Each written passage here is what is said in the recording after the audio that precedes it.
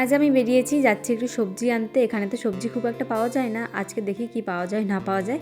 তার আগেই এখানে ভুট্টার জন্য আমি দাঁড়িয়ে পড়লাম, দেখছিলাম গরম গরম ভুট্টা শেখা হচ্ছে। ভুট্টা পোড়ানোর মেশিনটা এই প্রথম আমার চোখে পড়লো। তো এখানে এই মেশিনটা যত ঘোরাবে তত আগুনটা আরও তীব্র হবে, আর দেখে খুব ভালোও লাগলো। এখানে তো সবজি খুব একটা পাওয়া যায় না, হুটহাট করে নিতে হয়।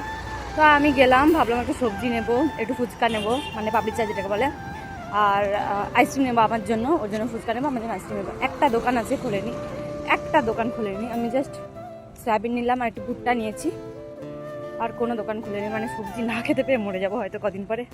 দেখলেই তো খালি হাতে এলাম, আর বাড়িতে যে ভুট্টাগুলো নিয়ে এসেছিলাম ওগুলোই এখন খাচ্ছি।